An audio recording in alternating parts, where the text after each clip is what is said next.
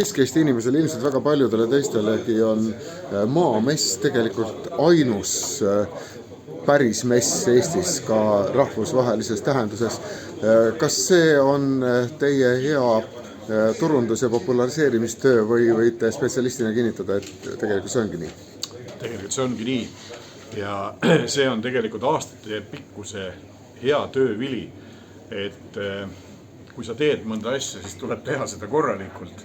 Ja ma tean ka seda, et kui meie alustasime kunagi siin Tartust tegevust, siis oli maamessi taoline üritus ka Türil. Agri.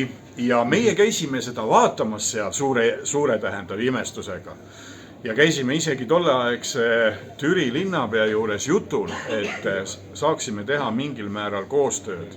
Sellest koostööst kahjuks ei tulnud midagi välja ja see oli mitmel põhjusel, aga fakt on see, et me tõotasime tookord endale, et me toome selle maamessi siia Tartusse, kuna siin on esindatud Eesti põllumajandusteadus ja haridus, siin on 2 ülikooli ja just seda põllumajandusmessi on õige nagu tähendab siin teha. Me pidasime oma sõna ja täna on see maamess meil kõigile näha.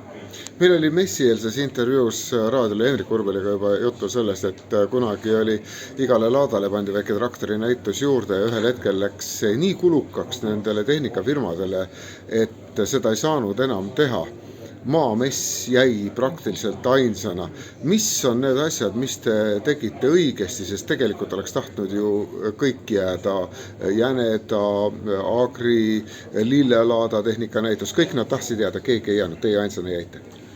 Jah, ma ütlen veel kord, et see on olnud meie kollektiivi tubli töö ja ma tahan tegelikult tänada siin ka kõiki neid ettevõtteid ja firmasid, kes on siis kogu selle 30 aasta jooksul sellest maamessist osa võtnud ja loomulikult ka külastajaid.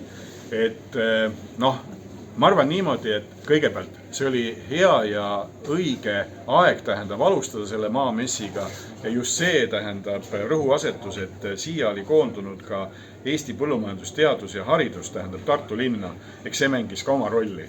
Et ja ma arvan, et ega siis Tartu ei ole ka tegelikult Eesti tähendab nii-öelda ühes otsas ja ennist ma tõin just selle näite, et peab olema veel mitu niisugust head eeldust selleks, et ühte head messi teha, siis tõesti maantee, rongiliiklus, lennuliiklus, see on täna meil olemas ja ma arvan, et kui see niimoodi edasi kestab, siis kestab ka maamess. Ajakirjanikele räägitud juubelijutust kostis välja, et üheks oluliseks eluülikooliks oli koostöö rootslastega ja selle sama jutu juurde jäi rootslaste soovitus 4 messi kokku panna, aiandus, metsandus, tehnikamess, aga rohkemast juttu ei olnud. Ma mõtlesin, et selle ühe soovitus oleks võinud ju sauna õhtul ära öelda. Mis oli veel, mida nad õpetasid nüüd aegade jooksul? Eks nad õpetasid sisuliselt messi tegema. Et nagu ma ütlen, et siis tegelikult mul on üks väga hea küsimus, nii-öelda retooriline, et kus on täna võimalik õppida professionaalseks messikorraldajaks Eestis? Mitte kuskil. Selleks tuleb saada, kasvada tähendab läbi elu, teha see praktikas tähendab läbi ja meil oli see õnnelik võimalus, et kuna rootslaste suurim messikeskus Rootsis asukohaga Jönköpingis tuli meile nii-öelda aktsionäriks, siis nemad aitasid meid nõu ja jõuga. Näiteks üks niisugune väga lihtne näide juba, et 90. alguses oli meil puudus ju kõigest. Et ma mäletan ise seda, et kui ma sõitsin näiteks juhatuse koosolekule Jönköpingisse Rootsi, kuna rootslased väga ei tahtnud siia tulla, sest teatavasti ei olnud õiget maanteed. 108 kilomeetrit surmasõitu. Jah, just.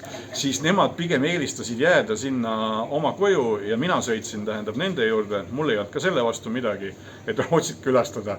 Siis iga kord ma tulin sealt mingi niisuguse materiaalse tähendab väärtusega tagasi, mis neil oli üle jäänud ja nad abistasid meid. Oli see näiteks messimööbel, olid need kohvikusse toidunõud, tähendab kõike tol ajal. Nad lihtsalt lahkelt jagasid meile. Ja loomulikult tähendab niisugused nõuanded, meil olid regulaarsed juhatuse koosolekud ja me arutasime sisuliselt läbi tähendab, kuidas ühte korralikku messi asukohas Tartu korraldada. Üks idee või mõte või unistus, mille peale praegusel juubelihetkel Tartu näituste juht mõtleb? Kõigepealt ma mõtlen mineviku peale, aga muidugi mineviku elus ei tasu kunagi väga kinni jääda, et pigem pead mõtlema tähendab tulevikule ja noh, meil on siin päris mitu head ideed olnud, mida tahaks veel teha Tartus. Noh, ma lihtsalt käin niisuguse asja välja, et me oleme hulk aastaid mõelnud, see on seotud ka natukene praeguse maamessiga, selles mõttes, et kuidas need eksponaadid siia saavad. Tartus on jõgi, kahel pool 2 suurt järve. Et miks ei võiks siin olla ka üks paadimess näiteks Tartus? Aga noh, samasugune küsimus jälle, et kuidas need paadid siia kohale saavad ja mis hinnaga. Aga tegelikult võiks olla, sest näiteks Tallinnas toimub ju meremess.